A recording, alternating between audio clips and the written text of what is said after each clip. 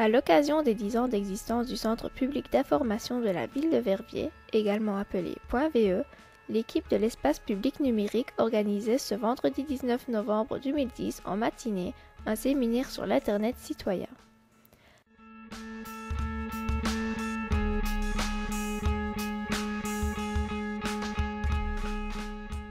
Après avoir présenté les intervenants de la matinée, Philippe Pondas, responsable du centre .VE, donne la parole à Perrine Broadcorn, chargée de recherche à la Fondation Travail Université de Namur.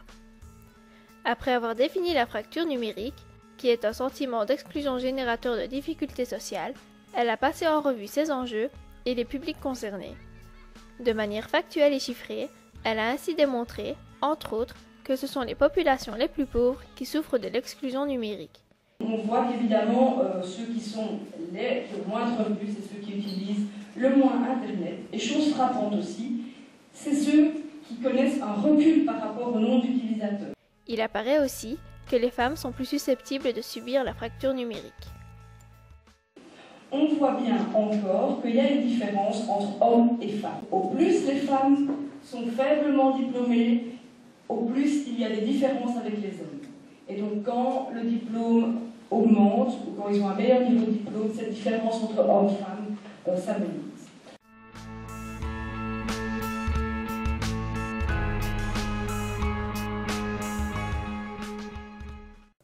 Éric Blanchard, coordinateur des EPN de Wallonie, a présenté la structure et le fonctionnement des espaces publics numériques. Carte à l'appui, chacun a pu constater que le réseau des EPN wallons est particulièrement bien développé. Éric a aussi évoqué la professionnalisation de la fonction d'animateur d'EPN, un métier d'avenir amené à être officiellement reconnu. Il n'y a pas de filière de formation qui existe aujourd'hui. Nous sommes en train de travailler pour qu'il existe une filière de formation. Ce sont des gens qui se sont formés eux-mêmes, ce sont des passionnés, et ce métier n'existe pas encore.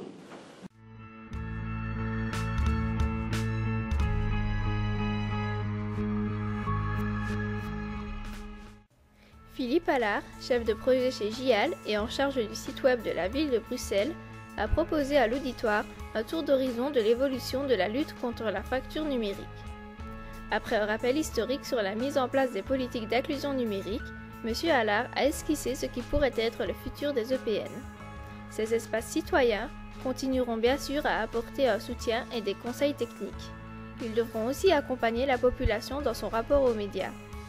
Si d'aucuns ont pu penser au début de l'aventure EPN que cet accompagnement de la population pouvait n'être que transitoire, la diversification et la complexité croissante des usages rend la mission des EPN plus centrale que jamais.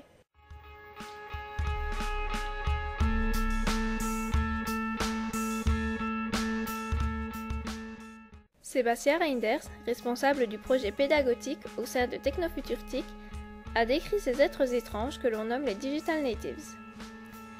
Sébastien nous a décrit avec beaucoup d'humour et de pertinence ce qui caractérise cette nouvelle génération. Pour les Digital Natives, les nouveaux médias n'ont rien de neuf. Les différences d'approche, d'apprentissage et aussi de méthodes pédagogiques à mettre en œuvre face à ces publics ont été passées en revue. Ils aiment que les séquences d'apprentissage soient maillées de moments d'apprentissage pur, mais aussi de moments de production liés à des outils comme par exemple les jeux. Pourquoi ne pas insérer les jeux à l'école? Pourquoi ne pas insérer le fait de pouvoir discuter via GSM à l'école? On les interdit dans les écoles. On interdit aux enseignants de même penser que le jeu peut être quelque chose d'important. Et pourtant, il y a beaucoup à apprendre du Monopoly. Il y a beaucoup à apprendre du Cluedo en termes d'apprentissage. Mais c'est pas encore intégré. Donc voilà. Pourtant, eux, ils jouent à longueur de journée. Et dans le jeu, il y a un apprentissage. Il y a des jeux qui sont dédiés à ça, ce qu'on appelle le serious game ou le jeu sérieux. Il y a des jeux spécifiquement développés pour faire de l'apprentissage.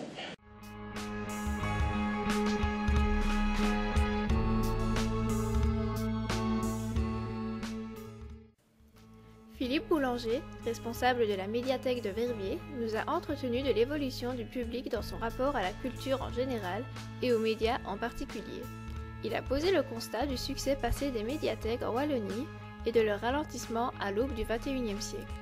C'est toute la nécessité de garantir la survie de la médiathèque et donc d'un accompagnement culturel qui est apparu en filigrane de la présentation de Monsieur Boulanger.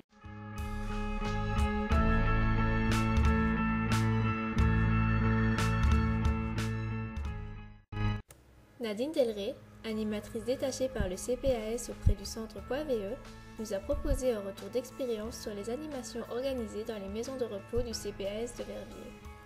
L'historique du dossier a été dressé et les contraintes, notamment logistiques de la création de ces animations, furent évoquées.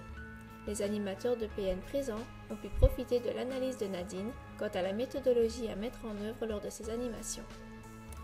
Ce sont des sujets aussi divers que la collaboration avec le personnel soignant, la pertinence de l'utilisation de la WI, l'éthique dans le rapport aux résidents ou encore l'ergonomie du matériel qui furent passés en revue par Madame Delray.